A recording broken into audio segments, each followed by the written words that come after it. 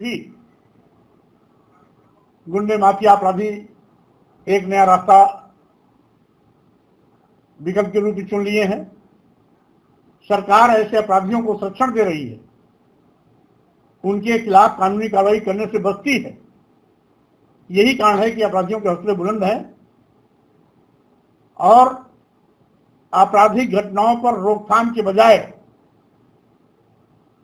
बेतहाशा उसमें बढ़ोतरी हुई है।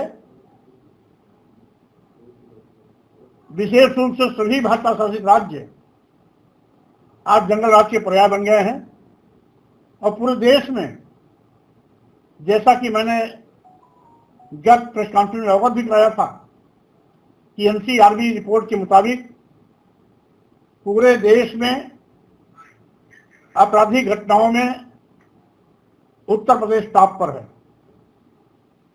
हत्या, महिला हत्या,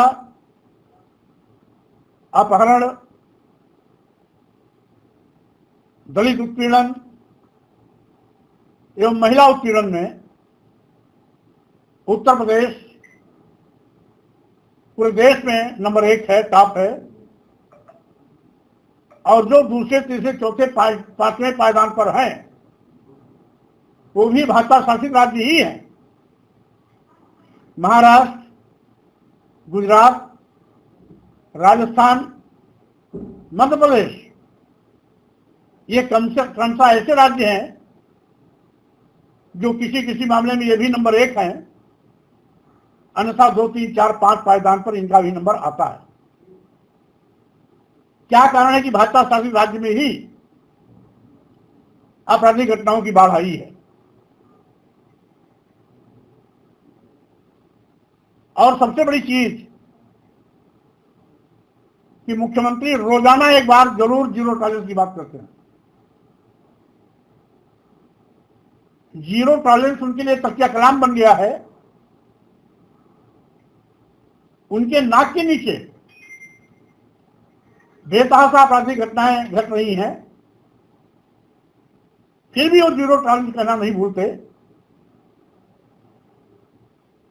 यानी इस देश के दलित, आदिवासी, पिछड़े समाज के लोग मुख्यमंत्री जो कीड़े मकोड़े नजर आते हैं,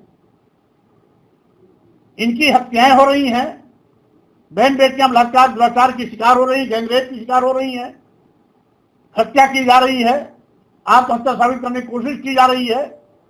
ये सारे आपराधिक कृत्य मुख्यमंत्री को नहीं दिखाई पड़ रहे हैं। इसीलिए जीरो टॉलरेंस करके वो न केवल अपराधियों को क्लीन चिट देते हैं, बल्कि इन पर हो रहे जुल्म अत्याचार को भी गंभीरता से नहीं लेते हैं, जिसके नाते अपराधियों के बल्ले बल्ले हैं और सत्ता के संरक्षण में वो इस प्रकार की आपराधिक घटनाओं को अंजाम दे रहे हैं।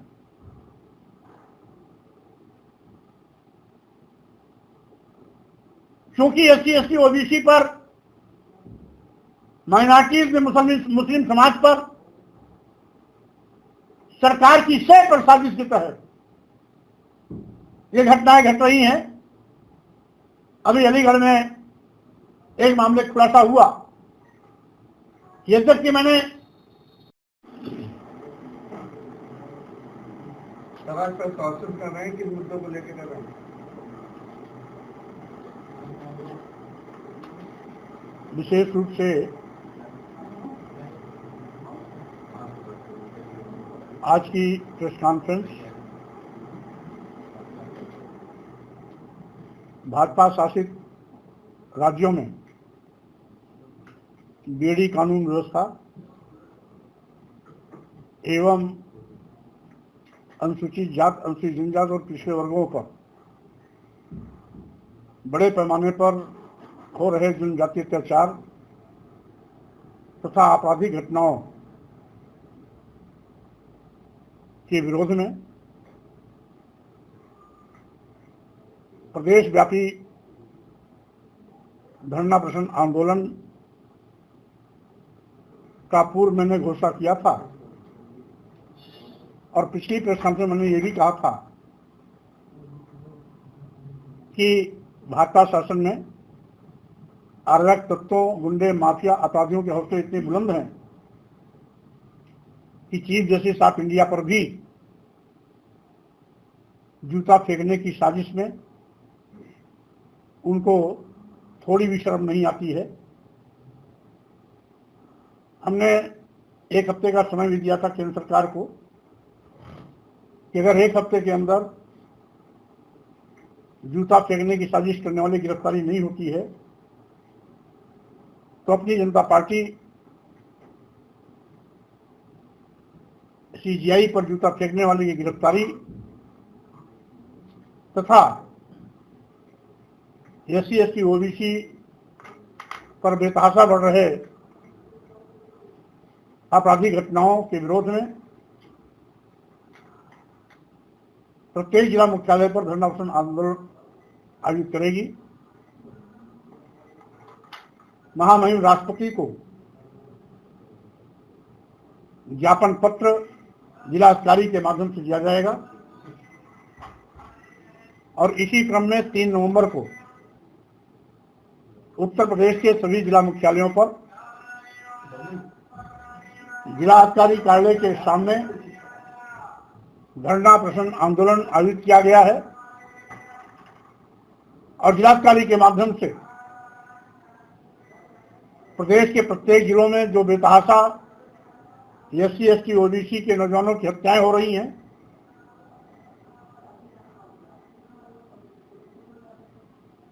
एससी एसटी ओबीसी की महिलाएं बलात्कार दुराचार का शिकार बनाई जा रही हैं, यहां तक कि गैंगरेप, रेप एवं हत्या कर साक्ष्य को मिटाने की साजिश कर इस बात का आरोप लगाया था कि आज धर्म के ठेकेदार धर्म की दुहाई देकर आतंकवादी के रास्ते पर चल पड़े हैं। जय श्री राम, जय बजरंगबली का नारा